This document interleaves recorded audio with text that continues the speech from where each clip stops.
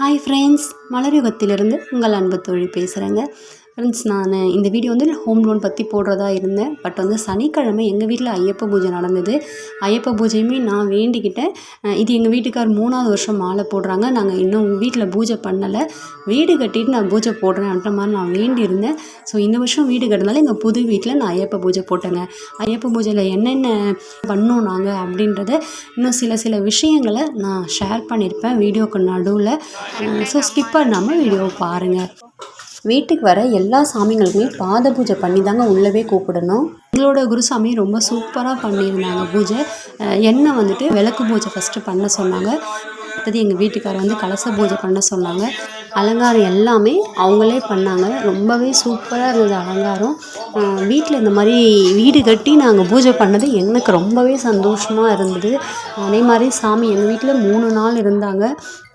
3 நாள் கழித்து தான் எல்லாத்தையுமே எடுக்கணும்னு சொன்னாங்க. பூஜை அப்போ விளக்கேற்றினது கூட எங்கள் வீட்டு காமாட்சி அம்மா விளக்கை எடுத்துகிட்டு போயிட்டு அடுப்பங்கரையில் வச்சு பூஜை பண்ணி அங்கேருந்து விளக்கேற்றி எடுத்துகிட்டு வந்து இங்கே இருக்க 3 விளக்கையுமே ஏற்ற சொன்னாங்கங்க.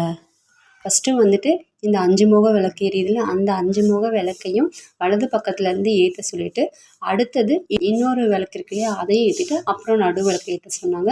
நடு விளக்கோட தீபம் 3 நாளுமே தீபம் எரிஞ்சிட்டே இருந்தது. ஏன்னா அதை மட்டும் குளிர வைக்கக்கூடாது அப்படின்னு சொல்லிட்டாங்க.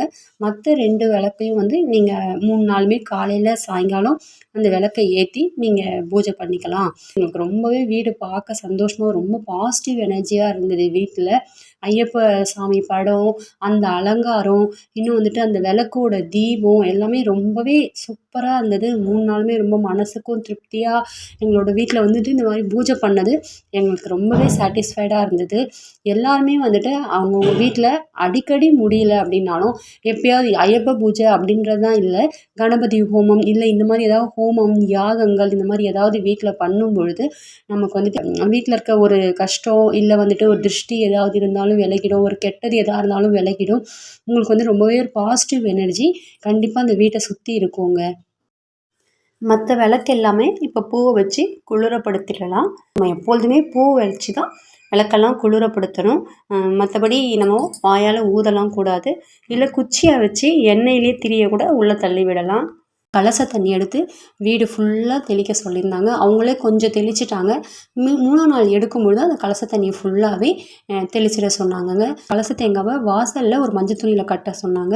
அப்படி இல்லை அப்படின்னா அவர் மலைக்கு போயிட்டு வந்த பிறகு அன்னைக்கு சாமிக்கிட்ட உடச்சி கலச தேங்காவை வைக்க சொன்னாங்கங்க. முதல்ல விநாயகர் பாட்டுலேருந்து ஆரம்பித்து அடுத்தது முருகர், அடுத்தது பெருமாள் பாட்டுன்னு பாடிட்டு இருந்தாங்க.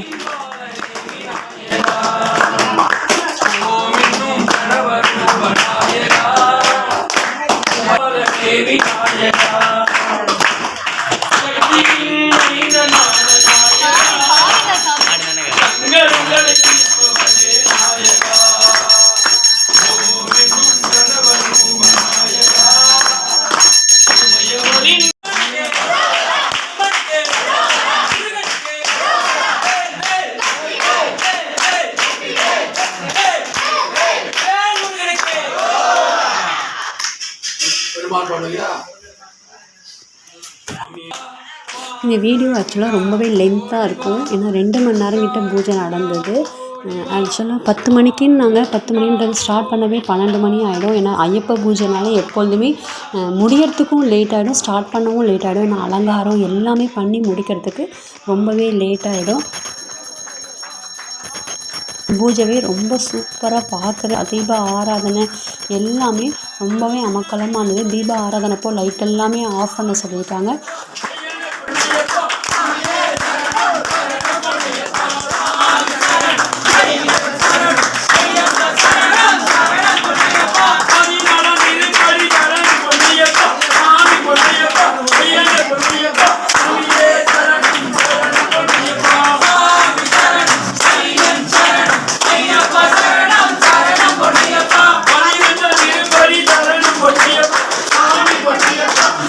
பொன்னியப்பா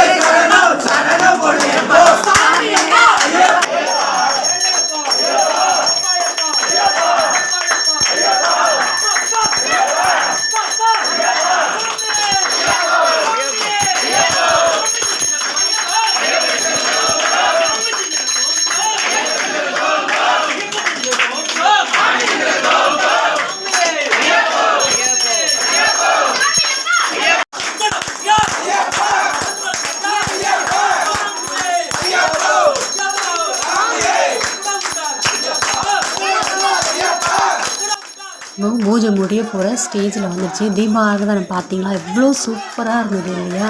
பார்க்கவே 1000 கண் வேணும் போல் இருந்தது. அவ்வளோ சூப்பராக இருந்தது. எனக்கு ரொம்ப சாட்டிஸ்ஃபைடாக இருந்தது. ஆக்சுவலாக இதில் ஒரு நெகிழ்ச்சியான சம்பவம் என்னென்னா, லாஸ்ட் இயர் வந்து ஒருத்தவங்க வீட்டுக்கு ஐயப்ப பூஜைக்கு போயிருந்தேன். இது உங்கள்கிட்ட எல்லாருமே ஷேர் பண்ணணுன்னு நினச்சேன். அந்த வீட்டில் வந்துட்டு அப்போ நாங்கள் வீடு கட்டலை. அப்போ வந்துட்டு அந்த வீட்டில் பூஜை நடந்துகிட்டு இருந்தது. 18 படிக்குமே வந்துட்டு விளக்கேற்றிட்டே இருந்தாங்க. அப்போ அந்த 18 படிக்கு விளக்கேற்றும் போது நானும் அங்கே ஒரு ஆளாக இருந்தேன். அப்போ சாமிக்கிட்ட வேண்டிக்கிட்டு நான் இந்த ஒரு விளக்க கண்டிப்பாக ஏற்றிடணும், ஏற்றிட்டா நான் நினச்சிருக்க விஷயம் நிறைவேறும் அப்படின்ட்டு நான் ஒரு சென்டிமெண்ட்டாக நம்பினேன். வீடு கட்டணும் அப்படின்ற மாதிரி நான் வேண்டியிருந்தேன். அவங்க பார்த்திங்கன்னா நிறைய கூட்டம் இருந்தது. ஸோ அந்த 18 படியோட விளக்கையும் ஏற்றிட்டாங்க. என்னால் விளக்கேற்ற முடியலங்க. ஆனால் ரொம்ப கஷ்டமாக போச்சு எனக்கு. நான் அதை யார்கிட்டையும் சொல்லவும் இல்லை. நான் ஃபீல் பண்ணதும் யாருக்கும் தெரியாது.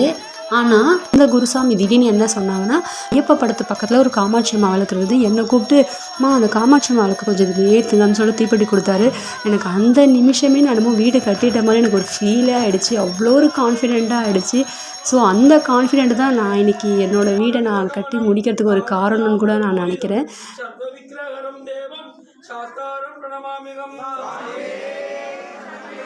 நாங்கள் ஹோட்டலில் தான் எல்லா சாப்பாடுமே சொல்லிட்டோம். சாப்பாடு போடும்பொழுது கன்னிசாமி தான் முதல்ல சாப்பிட்ணுன்னு சொல்லுவாங்க. கன்னிசாமி கையால் நம்ம ஒரு கை சாதம் வாங்கி சாப்பிட சொன்னாங்க ஃபஸ்ட்டு, என்னையும் எங்கள் வீட்டுக்காரையும். அதே மாதிரி சாமிங்க போகும்பொழுது அவங்களுக்கு வெத்தலை, பழங்கள் ஏதாவது அந்த ₹1 காயினும் வச்சு கொடுத்து அனுப்பணும்னு சொன்னாங்கங்க.